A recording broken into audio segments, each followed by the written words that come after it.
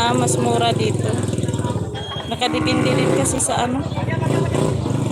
Nakadepende sa laki.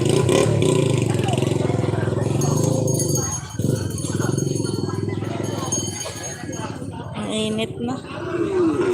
Nakabili na ako ng isang piglet. Isa. Tag 3,000. Isa lang yung nabili ko. Kasi yung iba maliliit.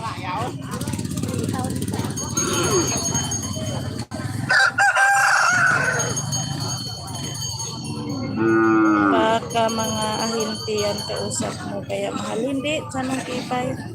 Yung mga may-ari talaga ng baka.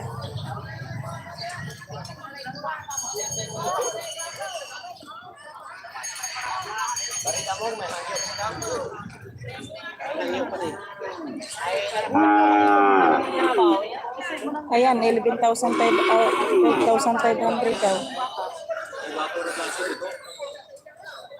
Maliit lang. Mas mura, may kakabili ko 20K. Oh. Yun dun 20K.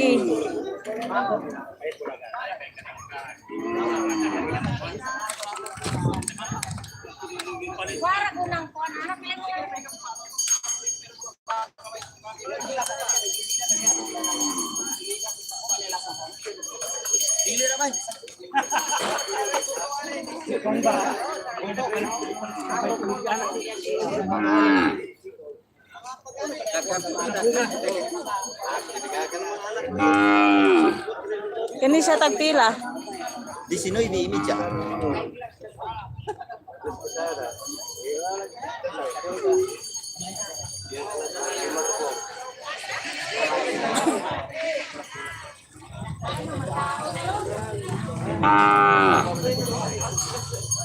Oo, dalawa na.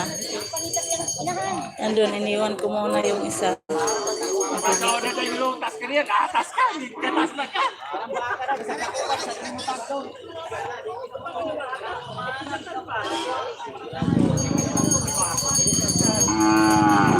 Dagdagan ko sana ng isa kaso maliliit yung natira. Sobrang liit. Tapos tag 2,800 yung mga maliliit na bilik. Ayoko yung maliit kasi namamatay lang naman pag hindi kaya yung lamig. Lamig kasi dun sa bukid.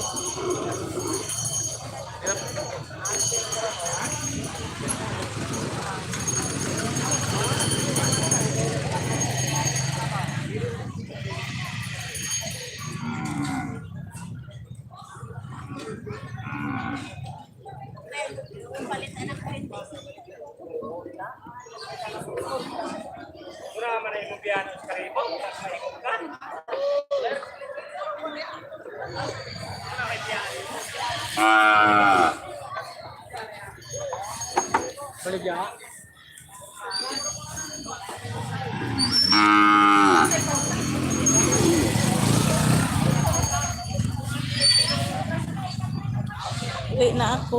Sana magkabaka ka din. Kaya nga, Chanong Kipay, nagtingin-tingin ako dito kasi pag natanggap ko yung sahod ko kay YT, bibili ako ng baka kahit maliit lang.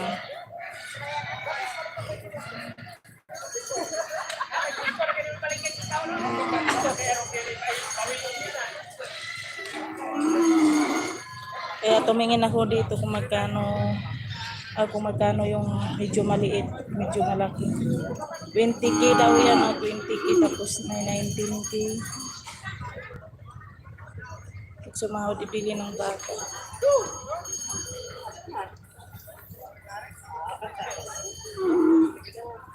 Saan tayo? Yung sahod ko sa YT parang 10K lang yata eh. 10K tapos yung pinakamaliit dito 12K. Ayan yung pinakamaliit 12K. Tapos yun 11K.